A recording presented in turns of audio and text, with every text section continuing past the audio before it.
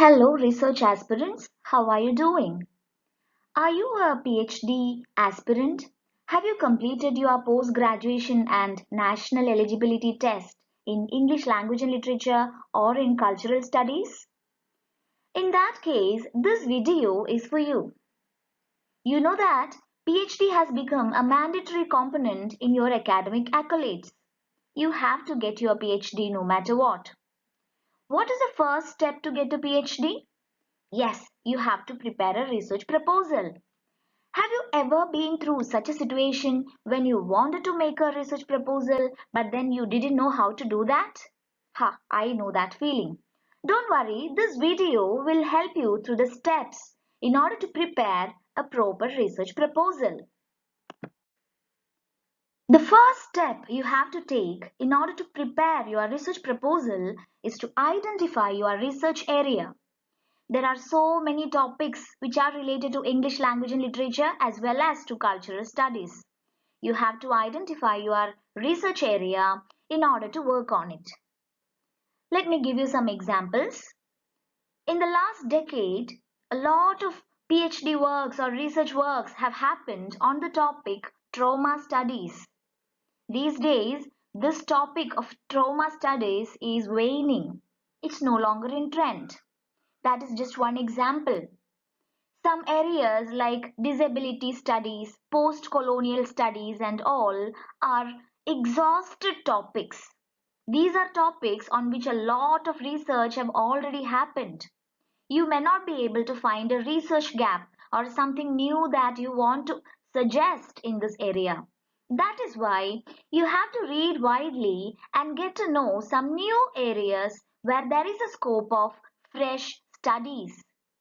Don't worry, I am making another video on potential research areas for you. It will be posted on the channel soon. So let us talk about the next step that you have to take in order to prepare your research proposal. Once you have identified your research area, you are all set to go. Once you find your area of study, you can identify the primary and secondary sources. Obviously, you will choose your study area based on your interest or your ability to work on that topic, isn't it? Now, the first task is to identify your primary text. The primary text can be books such as novels or autobiographies or short story collections or even poetry. The primary sources can also be movies or documentaries or plays. It is up to you to choose whatever category that you prefer. The secondary sources are the research works made by other experts in the same field. Secondary sources are research works made by others based on the theory you have chosen and the primary text that you have taken. You have to make a list of primary sources and then you have to identify a few research articles or books based on the same topic. In a study, we usually try to add something new and original to this field. In order to do that, we have to justify our findings. How do we justify our findings? How do we support our arguments? We do that with the help of secondary sources. We need to support every argument that we make with quotations from other researchers. That is why we have to keep the primary and secondary sources ready before we embark on this journey. Is that clear? Now, let us start writing the research proposal. The first thing you write is your thesis statement. Thesis statement is a brief sentence. This can also be the tentative title of your research work. You can later change it after consulting with your research guide. The thesis statement also appears in the introductory paragraph. It conveys the most central idea of your research work in just one sentence. It offers the summary of your main point and it has to be, I repeat, brief. It should be completed in just one sentence. It must contain the topic and the central idea of your research work. Yes, you have started writing your research proposal. You have given the thesis statement as the title of your research proposal and now the subtitle Introduction. An introduction is also called as the need for study. Why do you make the study? You have to mention in the introduction. You have to mention a brief summary of the whole study in the introduction. It has to be an attractive one. After reading the introduction, one should feel like reading the whole thing because you can mention why you do the study, what is the need of doing the study, and most importantly, you should also give some context to your study. For example, if you are doing a research work on transgender studies, you have to mention in which community you are making the study. Is it based on the experience of transgenders in Tamil Nadu?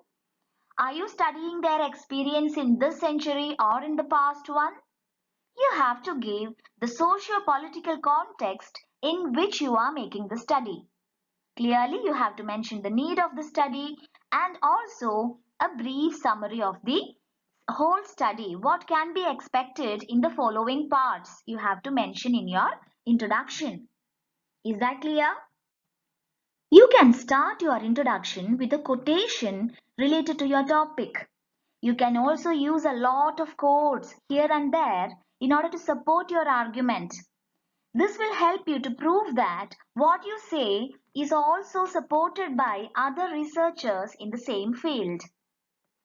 Now let us see what is the significance of the research. The next subtitle that you have to give in your research proposal is the significance of the research.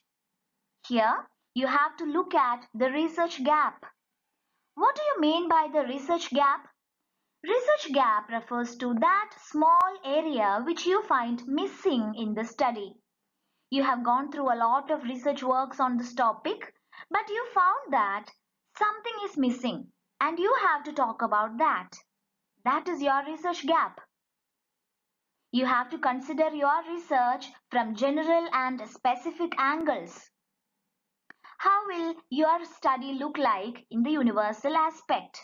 Or how would it look, specifically to the context of one community that you are analyzing? You can mention all that. You also have to mention what contribution you are making through this study to this field. In other words, you have to say how your study will add more information to the existing body of study on this field. Clearly, you should also mention the social significance of the study. This is what you do in the significance of the research part. You can mention this in a few paragraphs and remember, use a lot of quotations here and there to support your argument. The next subtitle you have to give is your research problem. Here, you have to refer to the exact context of the topic. You have to mention the socio-political context as well as the primary text that you use. You should mention the exact issue you are going to address in the research. You should also write on the relevance of the topic. Mention the objectives of your research as well. You should precisely write on what you are going to do to reveal more on the topic. Because you are problematizing an area to reveal something more on this topic. That you have to mention and the reader should be able to understand what is your central focus here. The next subtitle you have to give is research objectives. You have to mention the objectives of your research using a sentence like the research objectives of this study are colon and then start the bullet points to analyze the experience of the transgenders in this particular community, to examine the relationship shared between the transgenders and the others, to assess the role and agency of the transgenders in such a community, to trace the space given to transgenders in this particular society, to study their experience or trauma in connection with their interaction to the others. These are just examples. You have to contextualize your research objectives based on the topic that you have chosen. Is that clear? The next subtitle you have to give is Review of Literature. Have you heard this term before, review of literature? Don't be confused, this has nothing to do with literature. A review of literature is an overview of previously published research works. It is a survey of scholarly works on the topic. You can use Google Scholar, JSTOR, Shodhganga or so many other websites in order to collect secondary sources. You can also use libraries in order to collect materials. So after using all these sources, you can collect your secondary sources and you can give a review of these secondary sources in this part of your research proposal. You can analyze all the secondary sources and give a review of the whole thing here. That will make a good review of literature. Remember, this is a part where you can give a lot of quotations because you are talking about the views and opinions of other researchers in the same field. Here is the next subtitle you have to give. It is methodology. Here you mention the research methodology you have adopted in order to complete this study. It is all about the methodological approach that you are making. There are generally two types of methodological approach, quantitative and qualitative analysis. Quantitative refers to conducting surveys and collecting data, statistical data on matters. Qualitative analysis is all about using primary and secondary texts to conduct a study. In English language and literature as well as in cultural studies, we use qualitative analysis. So you can mention the data collection method you have adopted, which all sources you have used to collect your data. You can mention it here. You have to also mention why you have collected these primary and secondary sources.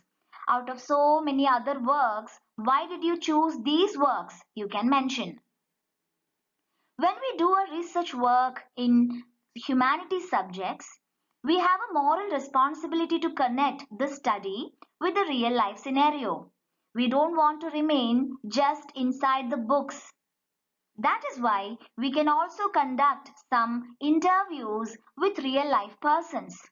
For example, you do an interview with a person from the transgender community to reveal more about their real life scenarios.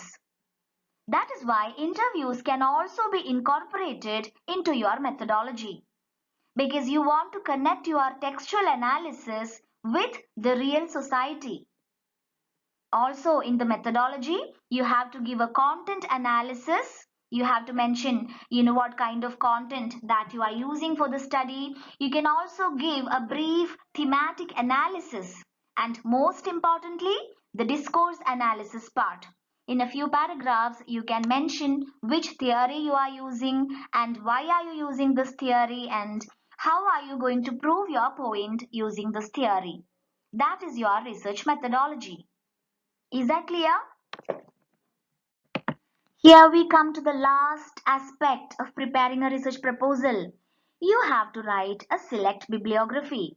Since you have done your UG and PG projects already, you know what a bibliography means. It is the works cited.